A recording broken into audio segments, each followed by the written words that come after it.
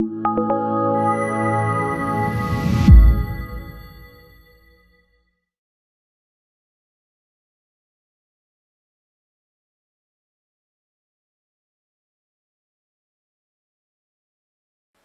primary element of forgiveness is mercy.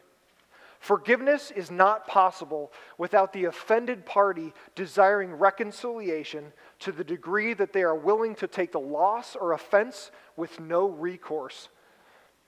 There are people who have had their kids murdered and they stand on trial. The person that's killed their kids stands on trial, and the people go, I know he has to pay for what he's done, but we just want him to know that we forgive him, and that if it was possible, we would not have him go to jail. And their kid got murdered, and sometimes it's brutal and just and it's satanic. And you look at situations like that, and you go, where does this weird sense of mercy come from? That why is there this mercy for people? Even inside of humans. When somebody has offended you, when somebody kicked your dog or your cat, which is not offensive, but if somebody did something to your dog, which would be bad, or your child, or they try to set your house on fire. Just something from the small to huge. When somebody has offended you or done something even on purpose to hurt you, you have a choice. Because without mercy, bitterness grows. Here's what I'm saying. Listen, watch. And I'm going to close this. If you don't practice mercy in your life, you will continually be a person that feels like you're owed something. And if you're a person that feels like you're always owed something, you've always been ripped off, you always got jacked, you're always the person that gets hurt. Why am I always? My friend, one, you're too self-righteous because you think that it's all about you, when really it's all about Jesus. And if he has forgiven you your innumerable amount of sin and offense against him, if he is that merciful to you, then why in the world are you not even at the minuscule amount merciful to others? Who makes you God?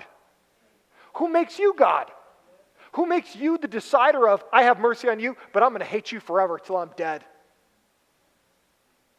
In fact, God is so merciful to us, he forgives us when we offend him continually, daily, constantly, that God is so continually, I forgive you, I forgive you, I forgive you. Through Jesus, he forgives us, forgives all your sin. It says he removes them as far as the east is from the west, as far as the sky is from the earth, as far as you could go up into space. It's just the Jewish picture of like, if you could get to the end of where the west ends, which it doesn't end, if you could get to the end of where the east ends, which it doesn't, because the east and west is a concept, it's not even a place. So if you could get to the end of a concept, which is logically impossible, then you would know the end of the grace and mercy of God for you. But because we can't reach the ends, the picture here is that God is continually, unrelentingly merciful to you and me. So, if God kept track of all of your sins, imagine how bitter God would be at you. Imagine. If God took track of everything. Oh. And that's just today. Right? That's just this morning before cereal. So here's what I'm saying. Listen to what I'm saying. If you want to be bitter and hang on to your anger and hang on to your disappointment, if you want to do that, okay.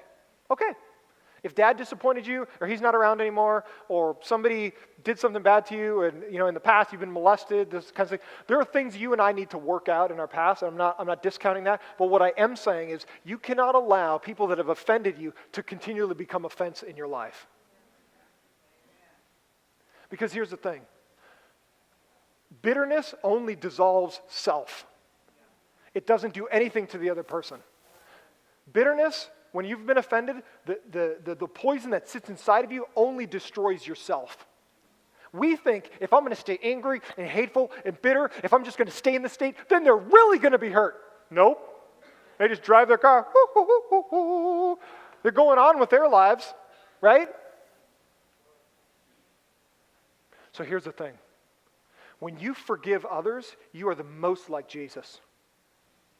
If you cannot forgive other people, I'm not saying it's not going to take some work. I'm not saying you're going to walk out of here and like, oh, everything's okay. What I'm saying is in your heart, you got to say, you know what, Jesus, because of the unbelievable amount of mercy you showed to me, I choose to forgive him or her or whoever.